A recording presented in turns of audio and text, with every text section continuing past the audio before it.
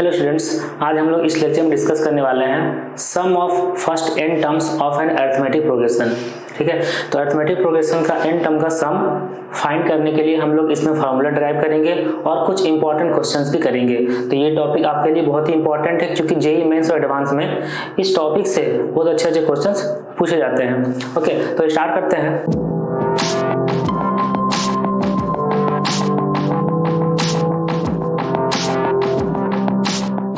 तो सबसे पहले कोई एपी लेते हैं। एपी का अगर फर्स्ट टर्म ए है और कॉमन डिफरेंस अगर डी है तो सेकंड टर्म कितना होगा? सेकंड टर्म हो जाएगा ए प्लस डी। और हम समेशन फाइंड कर रहे हैं तो लिखते हैं S equal to A plus मतलब फर्स्ट टर्म और a प्लस डी क्या है? Second term. और थर्ड टर्म कितना होगा? a plus 2d। Fourth term होगा a प्लस 3d और इसी तरीके से up to n term. n term कितना हो जाएगा? ये होगा a plus n minus 1 into D, ये हो जाएगा n टर्म। और ये मिल गया s इक्वल टू मतलब sum of first n terms equal to s equal to a plus D मतलब second term, a plus 2d मतलब third term, a plus 3d मतलब फोर्थ टर्म, इसी तरीके से n टर्म। ठीक है, अब इसका समेशन फाइंड करना है तो हम लोग क्या करते हैं, ये जो AP लिखा हुआ है उसको रिवर्स करके लिख देते हैं। मतलब ये जो लास्ट टर्म है ये बन जाएगा फर्स्ट टर्म बन जाएगा लास्ट टर्म।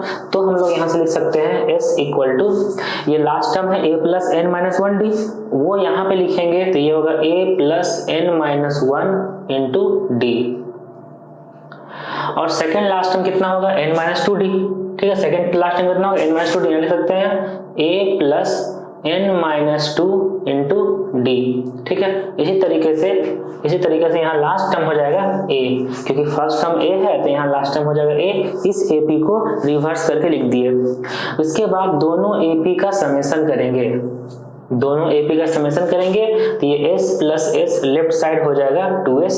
ठीक है, उसके बाद यहाँ पे देखिए a plus a 2a plus n minus 1 into D, तो यहाँ लिख सकते हैं ये हो गया 2a plus n minus 1 into D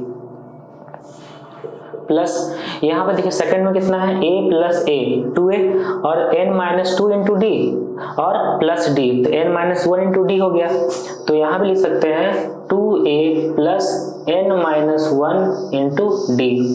इसी तरीके से सारा टर्म में 2a plus n minus 1 D आ जाएगा।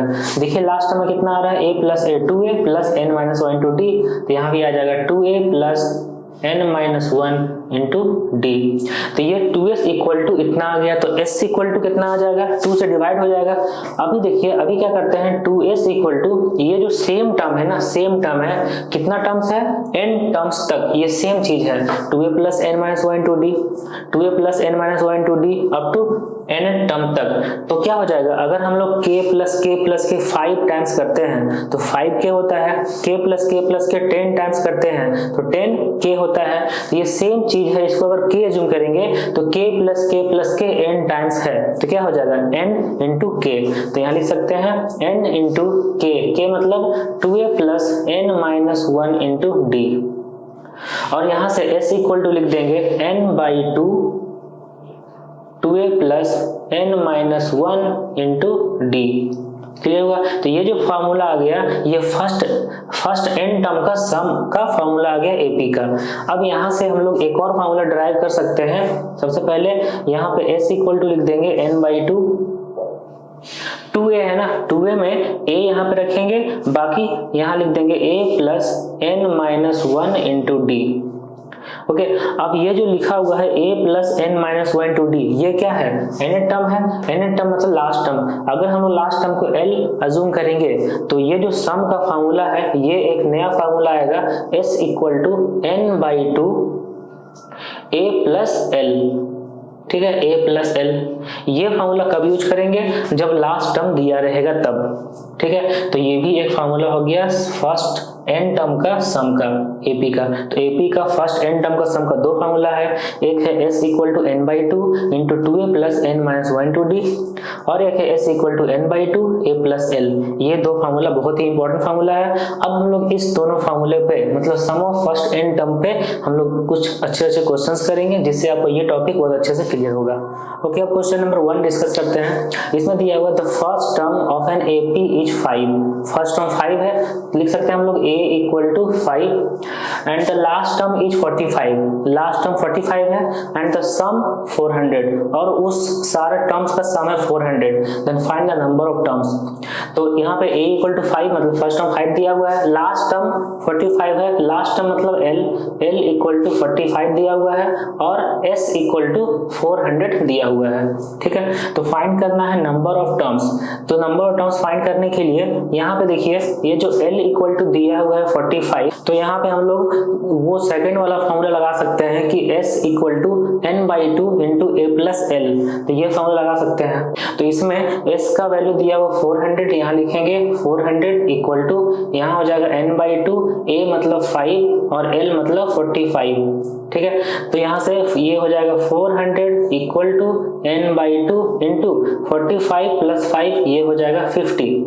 ठीक है, तो यहाँ से 2 से ये 50 को कट करेंगे 25, तो n इक्वल टू आ जाएगा 400/25। ठीक है, ये आ जाएगा 16। तो n का वैल्यू आ गया 16। n का वैल्यू फाइंड करना था। क्लियर, बहुत ही आसान क्वेश्चन था ये वाला। ओके, अब सेकंड क्वेश्चन है how many terms of the series 20 plus 19 1/3 plus 18 2/3 ये सीरीज है must be taken to get the sum 300। मतलब इस सीरीज का कितना टर्म्स लेंगे तो सम मिलेगा 300। ठीक है, तो यहाँ पे क्या क्या दिया हुआ है, यहाँ पे a दिया हुआ है मतलब फर्स्ट टर्म 20 दिया हुआ है। ओके, d दिया हुआ कितना, d होगा second term minus first term, तो d हो जाएगा 19 इंटू 3 प्लस 1 मतलब 58/3 माइनस 20 ये हो जाएगा -2/3। तो d का वैल्यू मिल गया -2/3। कितना टर्म लेंगे तो इसका सम आ जाएगा 300। मतलब यहाँ पे s दिया हुआ है 300। तो जब s दिया हुआ 300 तो यहाँ पे हम लोग फॉर्मूला लगा सकते हैं s equal to n/2 into 2a plus n-1 into d। ये फॉर्मूला अगर अप्लाई करेंगे तो s का वैल्यू दिया हुआ है 300, यहाँ लिखेंगे 300 equal to n/2 2a, a का वैल्यू 20 है तो 2a कितना हो जाएगा 40 प्लस n-1 इंटू d का वैल्यू -2/3। ओके, तो यहाँ लिख देंगे माइनस और यहाँ लिख देंगे 2/3। तो ये हो गया। अब इसको सॉल्व करेंगे तो आ जाएगा 300 इक्वल टू n/2, इसका एलसीएम लेंगे तो 3, तो यहाँ आ जाएगा 120 माइनस 2n प्लस 2। ठीक है, अब इसको फिर से सॉल्व करेंगे तो आ जाएगा 300 इक्वल टू n/6, 3 इंटू 2 6 और 122 माइनस 2n। अब यहाँ ऊपर से 2 कॉमन लेते हैं तो ये हो जाएगा 300 इक्वल टू n/2 कॉमन लेंगे तो 2 से 6 कट जाएगा तो n/3 61 माइनस n। अब इसको सॉल्व करेंगे तो 3 इधर जाएगा तो ये हो जाएगा 900 equal to 61n minus n square. Okay, तो यहाँ से अब लिख सकते हैं n square minus 61n plus 900 equal to 0। इसके बाद इसका मिडिल टर्म स्प्लिटिंग से फैक्टराइज करेंगे तो ये होगा n square minus 36n minus 25n plus 900 equal to 0। उसके बाद यहाँ से फर्स्ट दोनों फैक्टर से n कॉमन लेंगे तो हो जाएगा n माइनस 36, ये दोनों फैक्टर से माइनस 25 कॉमन लेंगे तो हो जाएगा n माइनस 36 इक्वल टू 0। तो ये अब फैक्टराइज हो जाएगा n minus 36 into n minus 25 equal to 0। तो n का दो वैल्यू आ गया 25 एंड 36। इसका मतलब है 25 टर्म्स का सम होगा 300 और 36 टर्म्स का भी सम होगा 300। तो अब देखिए n का जो डबल आंसर आ रहा है उसका क्या मतलब हो गया। ये जो AP है ये फर्स्ट टर्म है 20, सेकंड टर्म है 19 1/3 उससे कम है, थर्ड टर्म है 18 2/3 उससे भी कम है। मतलब ये AP डिक्रीजिंग AP है, डिक्रीज कर रहा है क्योंकि इसका D नेगेटिव है। जब डिक्रीज कर रहा है तो कहीं ना कहीं 0 के बाद मतलब नेगेटिव टर्म आने स्टार्ट हो जाएगा और जैसे नेगेटिव टर्म आने स्टार्ट होगा तो क्या होगा कि नेगेटिव टर्म आने से पहले तक जहां पे n का वैल्यू 25 है मतलब 25 टर्म्स तक का सम आ जाएगा 300, वो सारा का सारा पॉजिटिव होगा। उसके बाद जब वो टर्म नेगेटिव में चला जाएगा तो कुछ नेगेटिव पार्ट और कुछ पॉजिटिव पार्ट कैंसिल हो जाएगा, तब भी सम आ जाएगा 300। इसीलिए n का दो वैल्यू है, n का वैल्यू 25 तक अगर लेंगे तो सारा टर्म पॉजिटिव होगा, n का वैल्यू 36 तक अगर लेंगे तो कुछ वैल्यू पॉजिटिव होगा और कुछ वैल्यू नेगेटिव भी आ जाएगा। इसीलिए n का दो वैल्यू है 25 और 36। क्लियर हुआ? ये क्वेश्चन आसान क्वेश्चन था। अब क्वेश्चन नंबर 3, इसमें है in and AP if 7th term is 1/9 and 9th term is 1/7 then find the sum of first 63 terms. ठीक है, तो 7 टर्म 1/9 दिया हुआ है, तो सबसे पहले हम लोग क्या करेंगे कि फर्स्ट टर्म अज्यूम करेंगे ए और कॉमन डिफरेंस अज्यूम करेंगे डी। ठीक है, तो यहाँ से 7 टर्म दिया हुआ 1/9 मतलब ए 7 हो जाएगा 1/9 एंड 9th टर्म दिया हुआ है 1/7 मतलब यहाँ पे ए 9 इक्वल टू हो जाएगा 1/7। ओके, अब 7th टर्म 1/9 है तो 7th टर्म कितना होता है, ये होता है a + 6d, ये हो जाएगा 1/9 और 9th टर्म होता है 1/7 दिया हुआ है तो 9 टर्म होगा a + 8d इक्वल टू 1/7। अब दोनों इक्वेशन को सब्ट्रैक्ट करेंगे तो यहाँ पे आ जाएगा a कट जाएगा और 60 - 8d ये हो जाएगा -2d और यहाँ पे लिख देंगे 1/9 - 1/7। इसको फिर एलसीएम लेंगे तो ये हो जाएगा 63, यहाँ पे आ जाएगा 7 - 9 मतलब -2/63। तो यहाँ से d का वैल्यू आ जाएगा -2 और -2 कैंसिल हो जाएगा तो d का वैल्यू आ जाएगा 1/63। ठीक है, d का वैल्यू मिला। अब d का वैल्यू इस इक्वेशन में रख देंगे, इसमें रख देंगे d का वैल्यू, तो देखिए क्या आ जाएगा a + 6 × 1/63 इक्वल टू 1/9। ठीक है इतना, तो यहाँ से a का वैल्यू मिल जाएगा 1/9 - 6/63। इसके बाद यहाँ पे एलसीएम लेंगे, एलसीएम आ जाएगा 63, यहाँ आ जाएगा 7 - 6 मतलब आ जाएगा 1/63।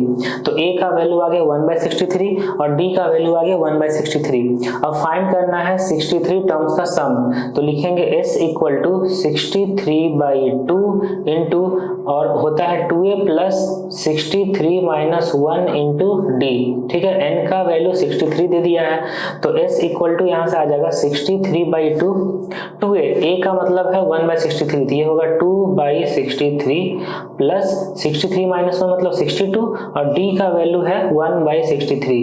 ठीक है यहाँ तक। उसके बाद हम लिखेंगे नीचे से 63 एलसीएम लेंगे तो आ जाएगा 63/2 और यहाँ पे हो जाएगा 63 और 2 + 62 और ये 63 कट जाएगा तो s इक्वल टू आ जाएगा 2 + 62 मतलब 64/2 मीन्स 32। तो सम ऑफ फर्स्ट 63 टर्म्स आ जाएगा 32। क्लियर हुआ?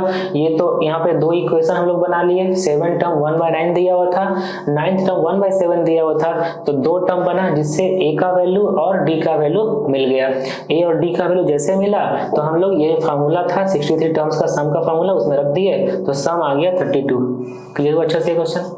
अब question number 4, the sum of first n terms of two arithmetic progressions are in the ratio 7n + 1 = 4n + 27 then find the ratio of their 11th terms. ठीक है, मतलब दो AP है, दोनों AP का फर्स्ट n टर्म का sum का ratio दिया हुआ है और दोनों एपी का 11th टर्म का रेशियो फाइंड करना है।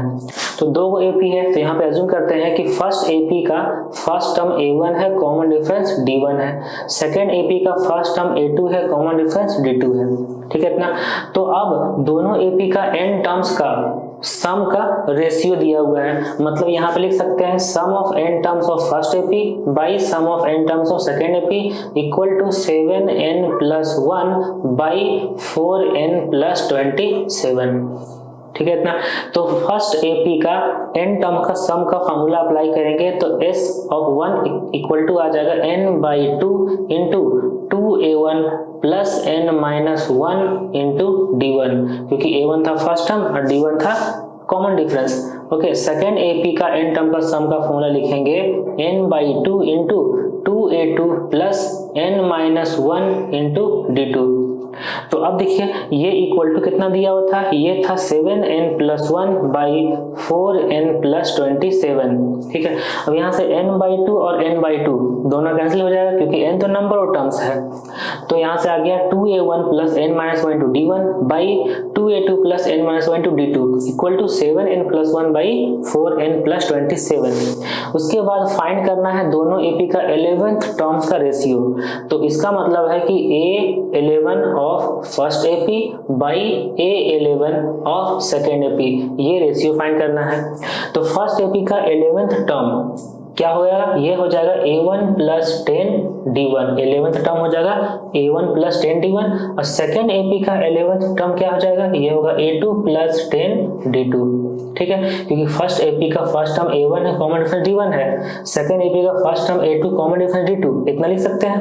अब देखिए इसको ना इससे कंपेयर करना है, तो हम लोग यहाँ पे n-1 है तो यहाँ पे n है, ठीक है, तो यहाँ पे लिखा हुआ 2a1 लिखा हुआ है, लेकिन यहाँ पे तो आ गया a1, तो क्या करेंगे 2 से न्यूमरेटर को और डिनोमिनेटर दोनों को इनटू करेंगे, तो ये हो जाएगा 2a1 प्लस 20d1, सेकंड नीचे डिनोमिनेटर हो जाएगा 2a2 प्लस 20d2।